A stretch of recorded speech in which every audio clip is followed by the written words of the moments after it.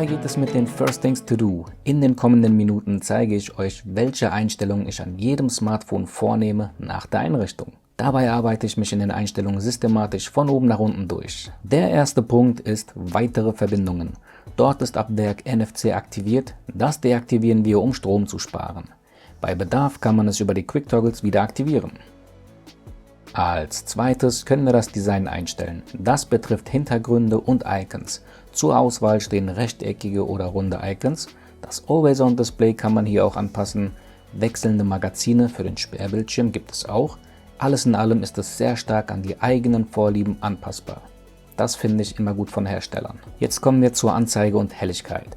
Hier können wir den Dark Mode ein- oder ausschalten. Was mir hier leider fehlt, ist ein Zeitplan, der das automatisch macht. Danach erhöhen wir den Ruhezustand von nervigen 30 Sekunden auf 1 Minute. Weiter kann man den Farbmodus von normal auf lebhaft stellen, für poppende Farben und auch die Farbtemperatur auf Standard, warm oder kalt stellen. So wie jeder mag. Ich belasse es eigentlich fast immer auf Standard. Kommen wir zur smarten Auflösung. Das ist eine weitere Maßnahme, um Strom zu sparen. Das System verringert bei Bedarf die Auflösung und das möchte ich nicht. Ich möchte immer die volle Auflösung, also deaktivieren wir diese Option. Bildschirmaktualisierungsrate genauso. Ist aktuell auf dynamisch, um eine längere Akkulaufzeit zu gewährleisten. Will ich nicht. Ich will immer ein smoothes Erlebnis. Also hoch die Hände, die Option. Anbietername und Netzwerkgeschwindigkeit können jeweils angezeigt oder ausgeblendet werden. Ich mag es nicht, wenn es oben zu voll ist und deaktiviere beides. Wie sieht es mit den Apps aus? Hier scrolle ich immer komplett durch, um zu sehen, welche Apps vorinstalliert sind und um zu entscheiden, welche ich behalten oder löschen werde. Beispielsweise Bing, die Suche von Microsoft, nutze ich nie, also lösche ich es auch. Oder hier die Cilia-Tastatur aus dem Einrichtungsvideo. Diese App ist eine System-App und lässt sich daher nur deaktivieren. Dann scrolle ich weiter bis zur nächsten auffälligen App.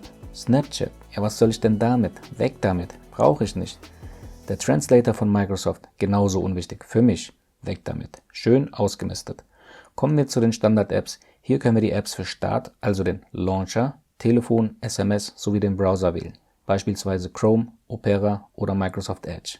Je nachdem, was ihr nutzt. Als nächstes kommen wir zum Akku. Hier können wir den Leistungsmodus aktivieren und ihr seht schon, dann wird die Akkulaufzeit verringert. Wir können hier, und das ist ganz gut, die Akkuladung in Prozenten neben dem Akkusymbol anzeigen lassen, so wie jetzt, im Akkusymbol, also in der Batterie drinnen, so wie es iOS jetzt endlich auch macht, oder komplett ohne Prozentanzeige. Ich habe es gerne im Akkusymbol. Gut, kommen wir zum Standortzugriff. Auf meinen Standort zugreifen haben wir erlaubt in der Einrichtung, das wisst ihr noch. Das ist auch nicht schlimm, aber ich suche eine bestimmte Funktion. Wo ist die denn? Ah, hier. Genau das suche ich. Die WLAN-Suche. Ich habe ein Problem mit jederzeit. Also wirklich, jederzeit nach WLAN suchen, selbst wenn WLAN deaktiviert ist. Das gefällt mir gar nicht. Es verbraucht auch Strom und deswegen schalten wir es jetzt aus. Okay, kommen wir zu den Bedienungshilfen. Der Einhandmodus ist bereits aktiviert. Sehr schön. Das begrüße ich immer. Unter Verknüpfungen und Gesten findet ihr bestimmt eine nützliche, wie zum Beispiel Screenshot erstellen. Zweimal mit 2 Fingerknöcheln auf das Display klopfen. Kommt, lasst es uns kurz probieren. Yeah, klappt wunderbar. Sehr schön. Guckt es euch definitiv an, da gibt es bestimmt nützliche Gesten für jedermann. Multi-Window, das habe ich euch gezeigt im vorherigen Video. Ich finde diese Geste wirklich gut umgesetzt von Huawei. Gedrückt halten und nach oben ziehen und dann entweder nach rechts bewegen, um ein Fenster zu erstellen, oder nach links bewegen, um in den geteilten Bildschirm zu gelangen. Ziemlich smart gelöst, muss ich sagen. Das ist ja krass, es gibt einen Zeitplan, um sein Smartphone ausschalten zu lassen. Aber für den Dark Mode gibt es keinen Zeitplan. Was? Warum? Oh mein Gott, naja, okay. Weiter, lasst uns fortfahren und zwar mit der Systemnavigation. Jetzt haben wir die Einstellung für die Gesten. Aktuell habe ich hier unten keinen Balken, das will ich gerne haben. Dafür aktivieren wir den oberen Punkt und schon ist der Balken da. So ist's gut. Okay, und jetzt, unter dem Punkt Mehr, kommt dieser geniale Punkt ins Spiel, der Navi-Dot. Ich finde ihn mega gut. Ich erkläre es euch. Wenn man nur einmal kurz drauf drückt, kommt ihr einen Schritt zurück. Ja? Wenn ihr länger gedrückt haltet, kommt ihr direkt auf den Homescreen. Wenn ihr länger gedrückt haltet und nach links oder rechts zieht, öffnet sich die Übersicht der letzten Apps. 3 Gesten, 3 Funktionen. Mega nützlich dieser Punkt, perfekt für den Einhandmodus, seht selbst.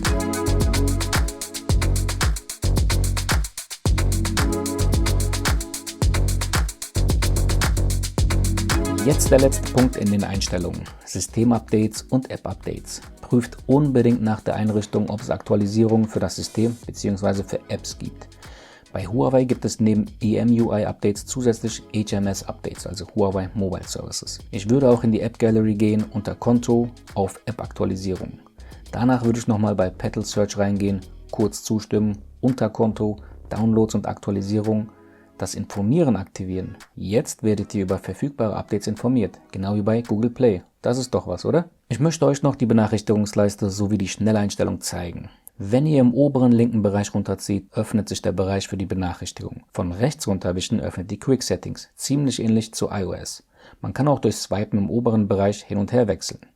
Device Plus, also die Anzeige für eure Smart Home Geräte, könnt ihr schließen. Damit erweitert sich der Quick Toggle Bereich, das ist nützlicher, finde ich. Und keine Sorge, Device Plus könnt ihr jederzeit zurückholen. Haltet ihr länger auf ein Toggle drauf, kommt ihr direkt zur Einstellung.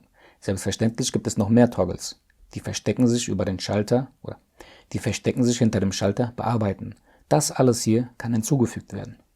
So, wir sind am Ende dieses Videos. Ich hoffe, es waren einige hilfreiche Einstellungen für euch dabei.